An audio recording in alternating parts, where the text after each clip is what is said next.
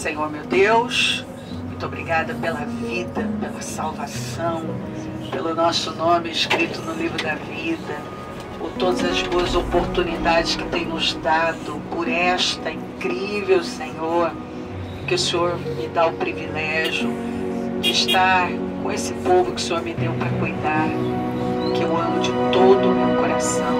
Contar a história em Israel nada é tão fácil na explicação. Tem que voltar na história, vamos voltar a 1890, mais ou menos, um senhor chamado Theodor Herzl, para quem já veio comentar, que é o pai, é considerado o pai do novo Estado de Israel. Na época ainda não tinha o Estado, quem vivia em Israel, moradores, eram os otomanos, perdão. Quem são os otomanos? Os turcos de hoje. Desde quando eles vivem na Terra Santa? 1500, mais ou menos, depois de Cristo. Eu digo mais ou menos porque exatamente não é importante, não precisa lembrar a data, o importante é lembrar o evento, lembrar o que aconteceu no local. Na época ele escreveu um livro, que ele planejava assim, ele foi o mais pragmático, e ele chega e diz assim para o sultão na época, ele diz, eu quero formar um novo Estado de Israel. Ele vai dizer, quem, né? Você e quem?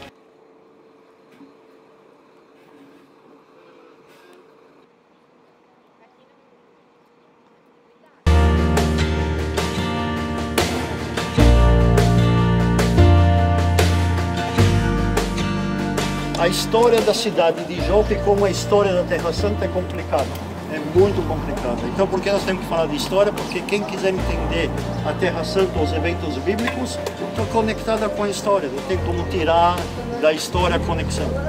Ou seja, a história, pelo menos biblicamente dizendo, começa 1200 anos antes, 1800 anos antes de Cristo, com Abraão.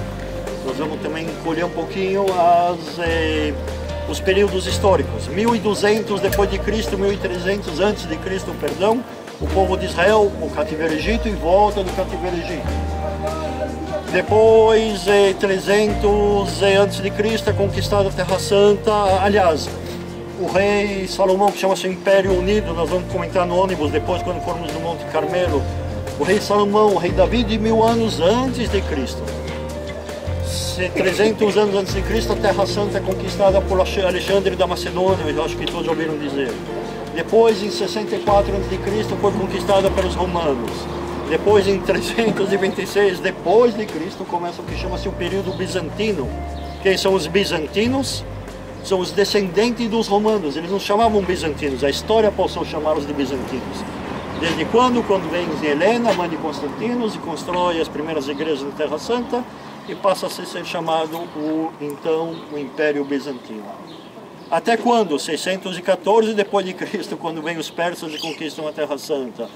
Depois vem, em 630, o primeiro período árabe, que os árabes conquistam a Terra Santa, o descendente de Maomé. Depois é conquistada pelos cruzados em 1099. Depois é conquistada mais uma vez pelos árabes, mais uma vez pelos turcos em 1500 depois de Cristo. Depois da Primeira Guerra Mundial, fica com os otomanos até a Primeira Guerra Mundial. Quem são os otomanos? Os turcos de hoje em dia. Conquistada mais uma vez a Terra Santa pelos ingleses na Primeira Guerra Mundial. Até quando? Até ser declarado o Estado de Israel, em 1948. E desde então, o Estado de Israel.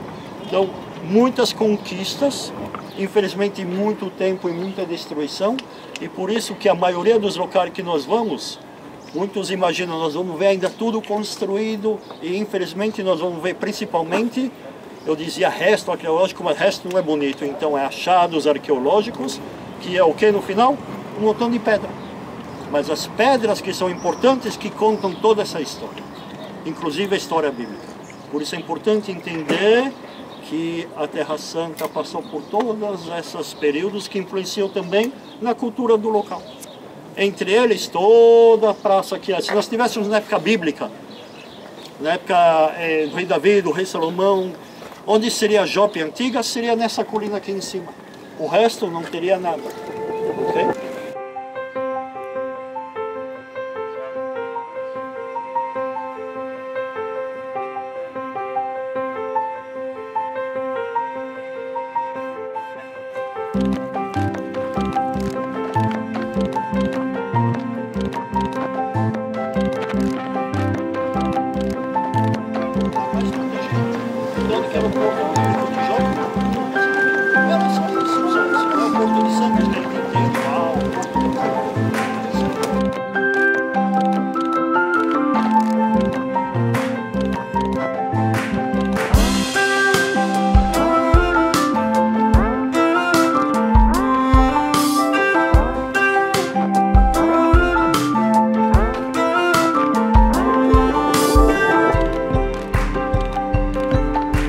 explanar para vocês uma situação histórica rapidamente e vamos ter um momento muito importante do grupo ali, a pedido da bispa, para que a gente tenha um momento de música, de cantar.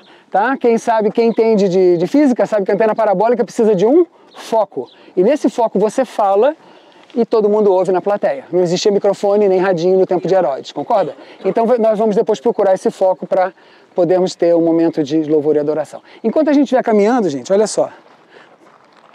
Nós vamos visitar um teatro. Ninguém me diga anfiteatro. Anfi é 2, tá? Você precisa ter um círculo para ter anfiteatro.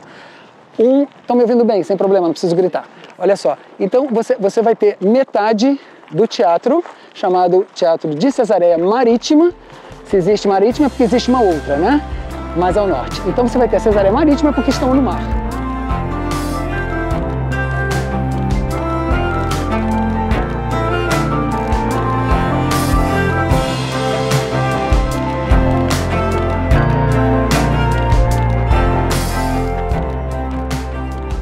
Eu falei da Batalha Náutica, não é? A Batalha Náutica se fecha em 2 lugares, não são todos os teatros que se consegue fazer essa Batalha Náutica. Fecha-se ali e se inunda o palco, ok? Nós temos várias divisões, orquestra e, enfim, não vou encher a cabeça de vocês com o nome latim, mas de qualquer forma é um teatro, um dos mais completos que a gente tem e até hoje usado para shows, inclusive, né? No verão, imagina a maravilha que é, você está assistindo o pôr do sol dourado, está tendo uma acústica maravilhosa aqui, porque hoje em dia tem um recurso eletrônico. Seu cotidiano fazer o que é certo. Se nós constrangermos as pessoas com o nosso testemunho, amém, a gente muda a sociedade. Amém. Não tem outro caminho. É você sendo correto.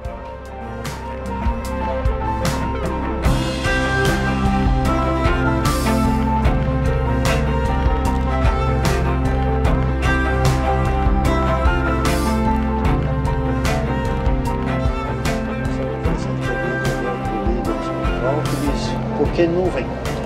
Porque nuvem é sinal da presença de Deus. Quando o povo de Israel que andava no deserto, eles eram... a nuvem se movia, ou seja, não eram comovidos, mas eram liderados pela nuvem. Que representa o Senhor Jesus. Que representa o Senhor Jesus.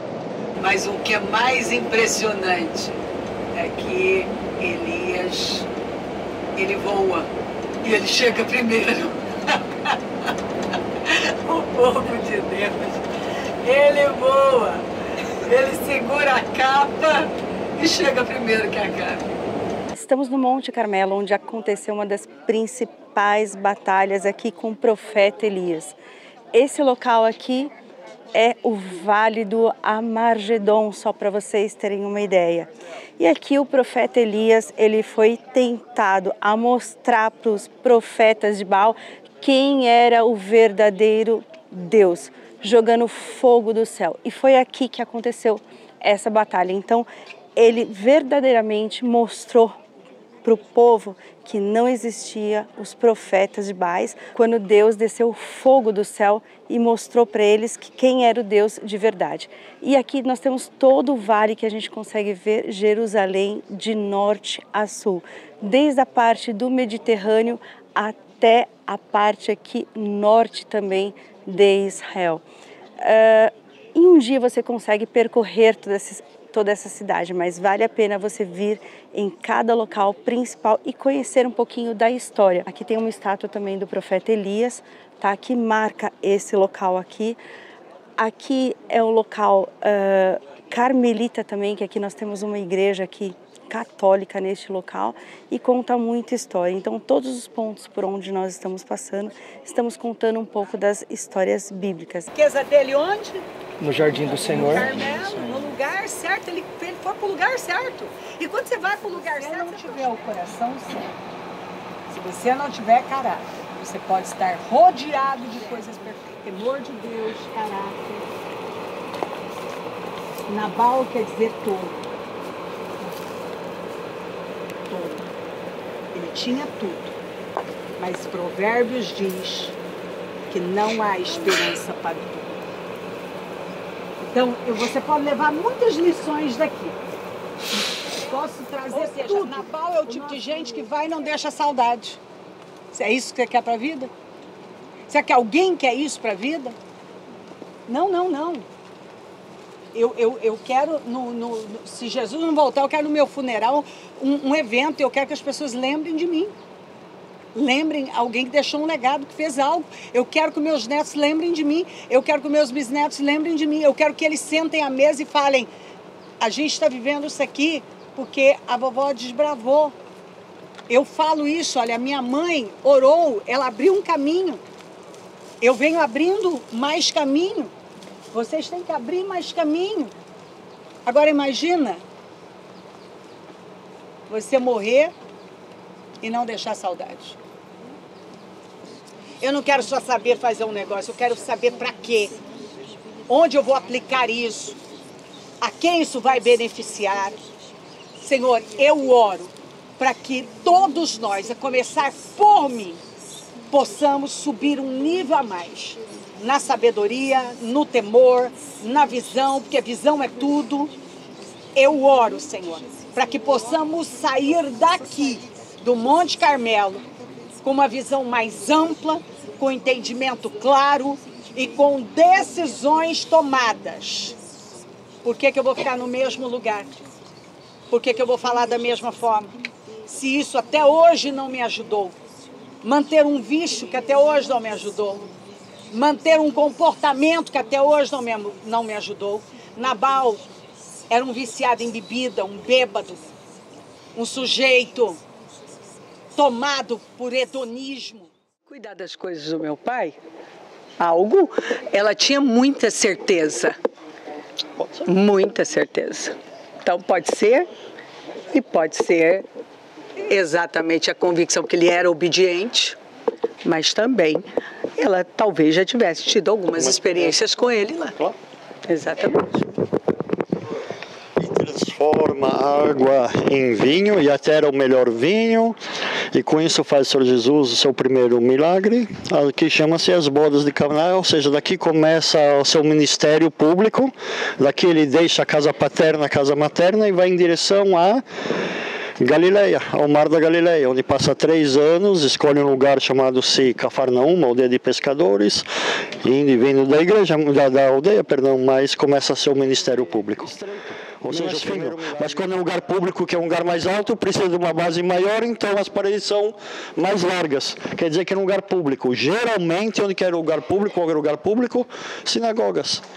Sendo sinagogas um lugar público, depois, em cima das sinagogas, na época do Senhor Jesus, anos depois, construída a igreja em cima. Tanto que até hoje tem ainda achados arqueológicos da igreja bizantina dentro da igreja atual. Tem ali o mosaico que diz o filho de Butano, o filho de Farã, que doou o chão, o mosaico ali para construir na igreja. Até hoje que Deus abençoe, amém. O papelzinho ficou, essa é a intenção, ficou no Muro das Lamentações. Mas com o passar do tempo, as pessoas começaram a entender que a minha casa também pode ser em igrejas. Se minha casa é em igrejas, então eu posso pôr aqui. Então, passou de tradições, eu vejo às vezes lugares que ainda não tinha visto, que pessoas começam a pôr também intenções, orações, pedidos. Quanto mais essas pedras eram escavadas, mais litros, obviamente, mais água ia caber. Elas eram usadas para as purificações. Quanto mais fundo ele puder chegar, mais vai caber dele. Quanto mais... A água representa o quê? É a palavra, mas também o Espírito Santo. Mover das águas, a palavra. Então eu vou para as duas coisas, porque a palavra sem a revelação do Espírito também não funciona.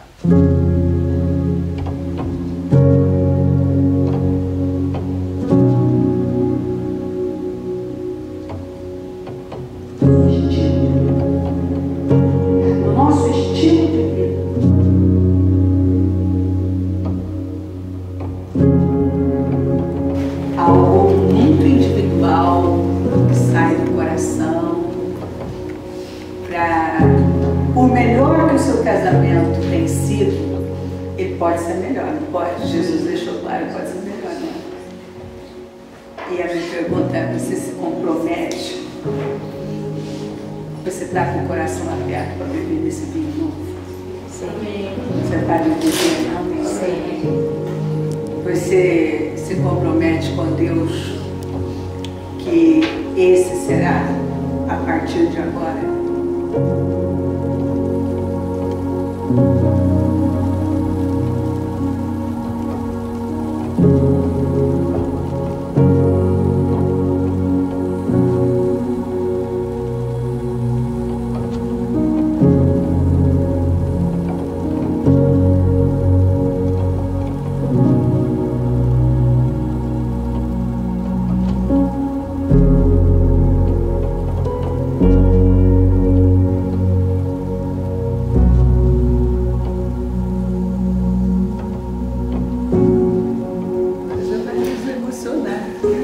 A gente sabe que a nossa vida ela está alicerçada em Deus e sabemos que, assim como anos passaram, muitos irão passar e nós iremos permanecer aqui, sempre firme e forte. Não alguém lá na frente, nem lá atrás, uma pessoa que viesse caminhar junto comigo. E Deus me trouxe você. O maior presente de Deus.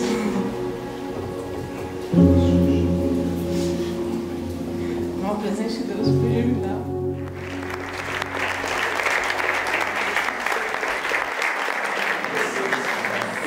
Fortes, famílias fortes, nós já vencemos, o mal jamais prevalecerá.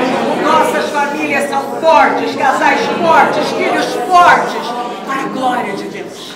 Em nome de Jesus. Em nome de Jesus.